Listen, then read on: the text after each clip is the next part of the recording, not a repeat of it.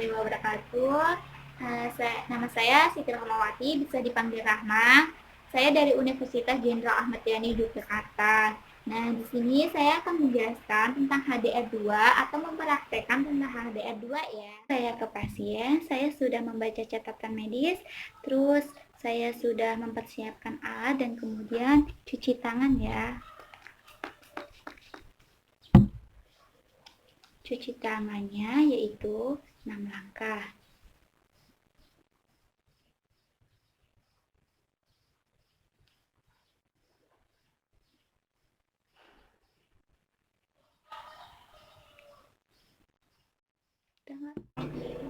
Siapa? ST, Mbak ST ya. Ya. Perkenalkan Mbak ST, saya perawat Rahma yang bekerja dari jam 7 sampai jam 2 ya Mbak ST. Nah, saya di sini dan Mbak ST akan melakukan diskusi. Nah, selama diskusi Mbak ST tenang saja, dikarenakan saya akan menjaga privasi Mbak ST. Sebelum saya melakukan diskusi, apa ada yang ditanyakan Mbak Esti? Tidak. Baik, jika tidak ada yang dipertanyakan, saya memerlukan waktu yaitu sekitar 5-10 menit ya Mbak Esti ya. Baik, kalau begitu kita langsung mulai ya Mbak Esti. Kalau boleh tahu nama kepanjangan Mbak Esti siapa ya? Esti Uswatu Rahmah. Esti Uswatu Rahmah. Iya.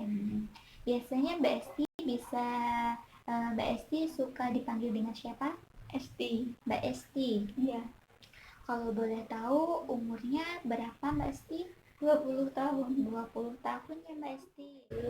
Kan tadi Mbak Esti bilang ya, saya belum bisa membahagiakan orang tua. Terus dikarenakan Mbak Esti tadi kerja di toko ya, nah, terus dengan penghasilannya cuma sedikit gitu ya. Nah, Mbak jangan berpikir seperti itu, karena banyak di luar sana itu belum tentu seperti Mbak Esti. Mbak Esti ini tuh sangat beruntung, maksudnya masih bisa ngasih uang kepada orang tua walaupun cuma sedikit.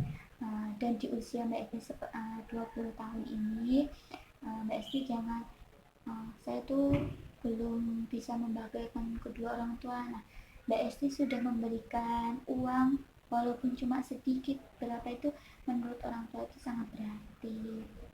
Jadi Mbak Esti jangan berpikir seperti itu ya. Terus Mbak Esti kalau bisa ikut organisasi di luar, sosial sama maksudnya sering berkontak pada masyarakat ya, supaya Mbak Esti biar tidak malu gitu. Kan Mbak Esti kan malu ya. Iya. Cuma kerja terus pulang, kerja terus pulang gitu ya. Terus apa ya? Nah ini tadi kan Mbak Esti kan bilang pada saya ya, tadi Mbak Esti takut untuk keluar dari zona Mbak ya, kayak semisal kerja di luar kota. Nah itu bisa dicoba Mbak, karena keluar dari zona nyaman itu tuh buat tantangan diri supaya tambah berani, nggak malu gitu. Jadi pertama tuh dari hal-hal yang kecil Mbak, Mbak Esti bisa berkomunikasi dengan masyarakat. Terus jika ada organisasi apa-apa Mbak Esti bisa ikut.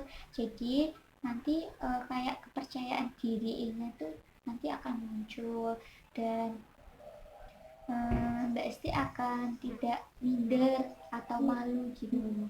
Nah, nanti tuh bisa kayak ikut seperti sholawatan gitu, kan biasanya kan di desa kan ada gerakan pemuda-pemudi gitu ya. Iya.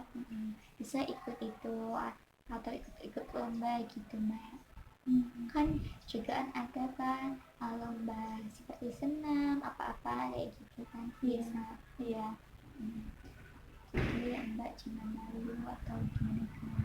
Terus jadi tadi tidak apa ya, kok maksudnya berkomunikasi sama adiknya itu jarang ya. Nah, sebagai kakak nih Mbak Esti, kalau bisa tuh jangan jarang ya, setidaknya kan satu rumah ya, satu atap ya. Nah, jadinya tuh Mbak Esti bisa maksudnya malam kan bisa nih komunikasi, deh ada PR enggak, kalau bisa ya membantu, kan itu udah peran sebagai kakak udah dapat Mbak. Iya. Terus juga Mbak Esti kan tadi membantu kalau libur membantu orang tua ya. Iya. Nah, kerja ya. Iya. Gimana itu Mbak Esti? Maksudnya bisa itu juga udah sangat bagus, karena kan Mbak Esti tidak bisa membantu orang tua atau apa kan karena kerja. Terus walaupun penghasilannya sedikit kan Mbak Esti juga masih orang tua. Terus jika libur kan Mbak Esti juga membantu orang tua nih. Jadinya pinter-pinter membagi waktu saja Mbak Esti. Iya.